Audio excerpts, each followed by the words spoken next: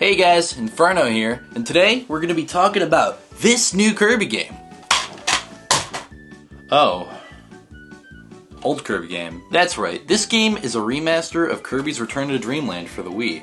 However, calling it a remaster doesn't really do it justice because there's so many new things that they added in this game. So, is Kirby's Return to Dreamland Deluxe worth a purchase even if you have the original? Well, let's talk about that. The original Kirby's Return to Dreamland was released on the Nintendo Wii in 2011, and it's generally considered one of the best Kirby games. From the above average story for a Kirby game and the really great level design, it makes sense that they'd target this game for a remake, especially considering they've been doing a lot of Wii remakes around this time. So, what's actually changed in this game? Well, first and most obviously, the visuals. Everything in this game has had a massive visual overhaul. The characters, the backgrounds, the cutscenes, the UI. Once you play this, you can tell they didn't just up-res this game from 480 to 1080p. Everything in the world just looks so much better in this game. You really just gotta load up a level and see for yourself. It's a huge improvement.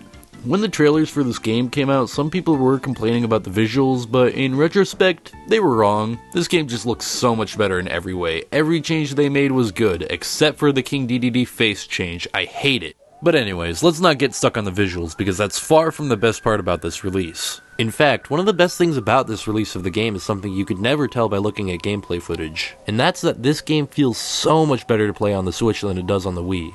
On the Wii, you're forced to play with the Wiimote. You can't even play with the Wii Classic controller. You have to play with the Wiimote on its side, and this just does not feel good with this game. It's alright, it doesn't ruin the experience, but it's just not ideal. With this version of the game, you can play with a Switch Pro controller, or with the Switch in handheld mode, and it's just so much better. Now that I've played the game like this, I could never go back to playing this game with a Wiimote. So yeah, the movement in this game feels a lot better due to the new control options, but they actually did a lot more to make movement feel great in this game. Kirby and the copy abilities in this game have been tweaked to make things feel all around better.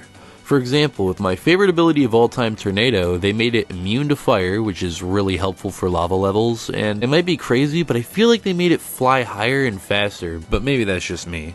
They also made changes to Spear. Spear has had a few changes, but the absolute best one is the new Spear Copter.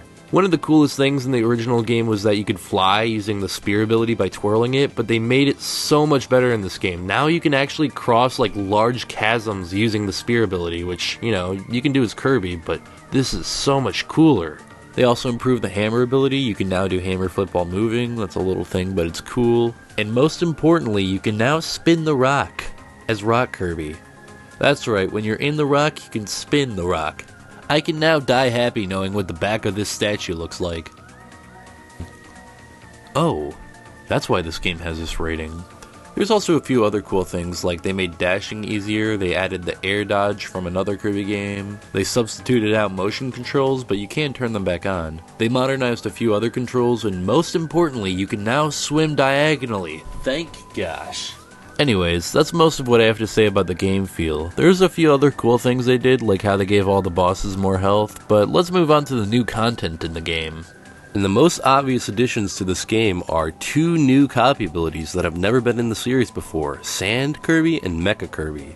These two new abilities can now be found throughout the levels of the game, and they're really cool. They each have a wide variety of moves and abilities that make them some of the best abilities in this game. They also fit pretty well into the game considering there's a desert-themed world and a mechanical-themed world. Overall, these are really cool new abilities that fit right into the game. Oh, and they also re-added Festival Kirby. Festival Kirby. Festival Kirby. I won't even talk about this one.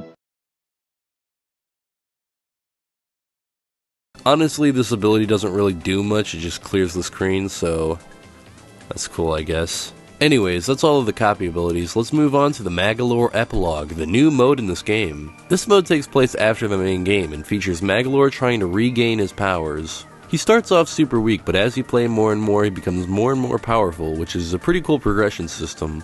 This mode adds a decent amount of new content into the game. It's sort of similar to Bowser's Fury, although that one's a little bit more ambitious.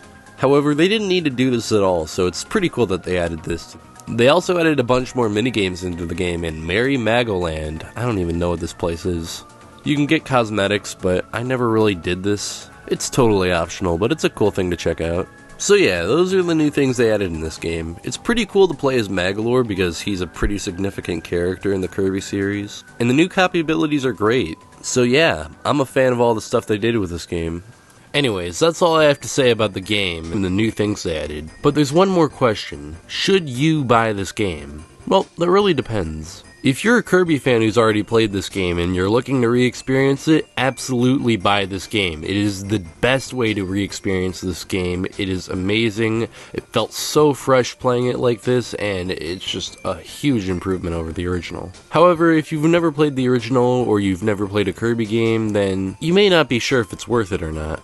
Well, I would say this is one of the best Kirby games. On my top list, this is number 4, but there are a few things that you should know about it. This game is pretty short. There's only 8 main courses of the world, and there's a lot of other content other than the main courses. But if you're looking for a long, meaty experience of a game, this isn't necessarily the game for you. Also, this game is pretty easy. The first few stages in particular are really easy, and then it gets pretty difficult near the end. So if you're the kind of person who enjoys really hard games, then this game also might not be for you, although there is a hard mode in this game, which is really good. And there's also the arena and the true arena, which will really put your skills to the test. So if you're the kind of person who really values challenge in a game, then this game does have stuff for you, but you have to beat the original campaign before you access that stuff. So yeah, I would highly recommend this game, but keep all those things in mind.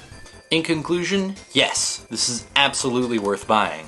This is one of the best re-releases I've ever seen from a game. Everything just feels so much better, and this is one of the definitive Kirby experiences. Nothing is lost from the original. In fact, everything feels better than the original. So yes, I very much appreciate the work that they did on this game, and I would recommend buying it, whether you've already played this game, or you're looking to get into the Kirby franchise after playing Return to Forgotten Land or whatever.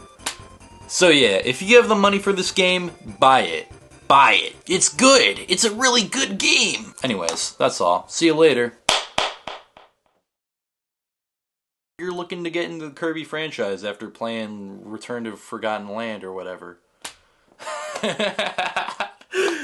I'm gonna use that. I'm gonna use that clip. No one's gonna stop me from using that clip.